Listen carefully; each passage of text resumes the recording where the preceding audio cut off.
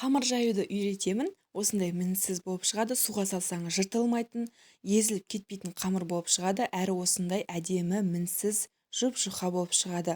Қалай дұрыс жаю керектігін көрсетіп үйретемін. Соңына дейін қарап шығыңыздар. Мен қазір бешбармақтың қамырын жасап жатырмын.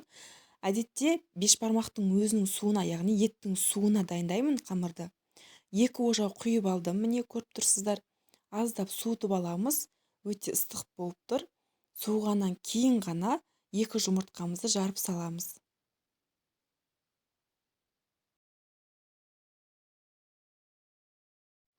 Жұмыртқамызды біркелкі болғанша жақсылап араластырып аламыз. Үстінен тұзды саламыз. Одан әрімен ұнды бөліп салып, қамыр илеп бастаймыз. Бешбармақтың қамырын әркім әрқалай жасайды. Тек қана суға илегеннен гөрі осы еттің өзінің суына дайындасаңыз және де жұмыртқа қосып істесеңіз, қамырыңыз одан әрімен дәмді болады, әрі үзілмейді, жыртылмайды, езілмейді. Міне біз қамырымызды дайындап жатырмыз. Қамырымды илеп болдым. Енді қолымызбен осылай тағы да 1-2 рет илеп басып жібереміз де теңдей 2-ге бөлеміз. Мен 2 зуалы қамыр жасап жатырмын.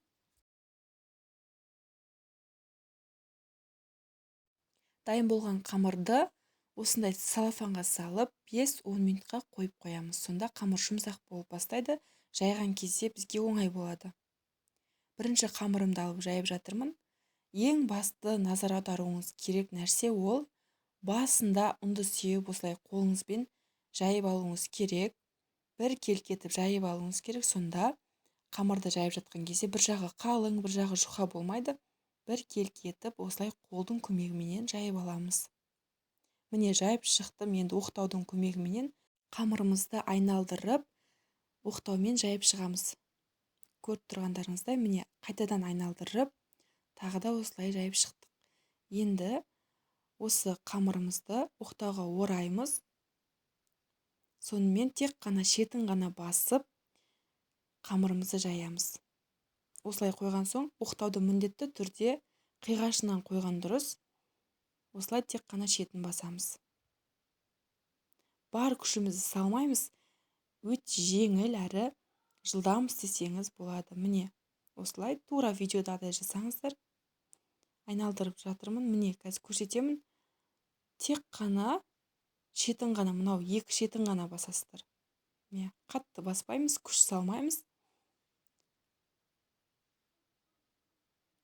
Осылай оқтауды қойған соң, қайтадан ұнды сеуіп, оқтауды дәл осылай қоясыздар. Солай қайталап, айналдырып жая бересіздер.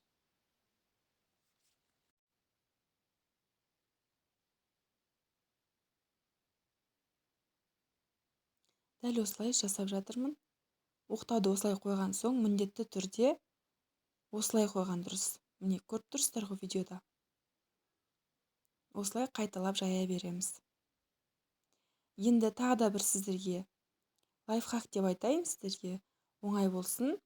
Шеті қалың болмас үшін осы қамырымыздың бетіне тағы да бір ұн сеуіп аламыз жақсылап. Сосын шеттерін қайырамыз осылай.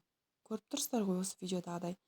Міндетті түрде қайырып, осылай оқтауды қойып, қайтадан айналдырамыз. Яғни 2 шетін қайырып алдық та, енді тек қана осы жерді ғана ұстап айналдырамыз. Тек қана шетін ғана басамыз. Міне айналдырып алдым. Енді ашамыз қамырды. Енді келесі шетін тағы да қайырып аламыз. Осылай қайырып болғаннан соң, тағы да оқтауды қойып, айналдырып, қамырымызды жаямыз. Тек қана шетін ғана басамыз. Енді барлығын ашып, арасын бетінен ұн сеуіп, әрі қарай тағы да қамырымызды жаюды тоқтатпаймыз.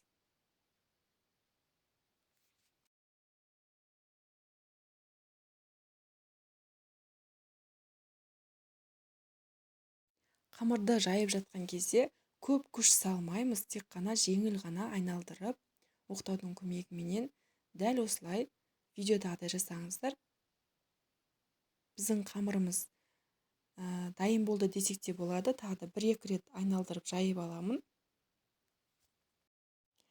Бізде бешбармақтың қамыры болғандықтан оның қалыңдығы тіптен жұқа болып кетуі қажет емес, өйткені ол езіліп кетуі мүмкін, және де тіптен қалың болуы да қажет емес. Онда дәмсіз болып қалады әрі арасы піспей қалады. Сондықтан сіз жайып жатқан кезде сізге білінеді.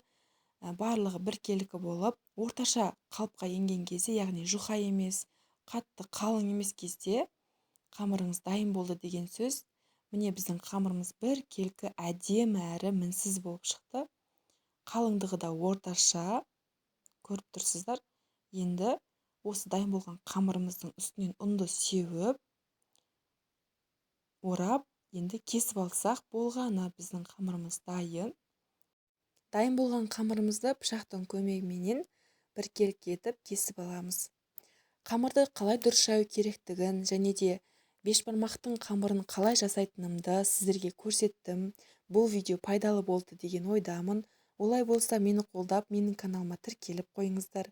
Ұнап жатса лайк басыңыздар, комментарий жазып қойыңыздар. Сіздермен бірге болған Арайлым.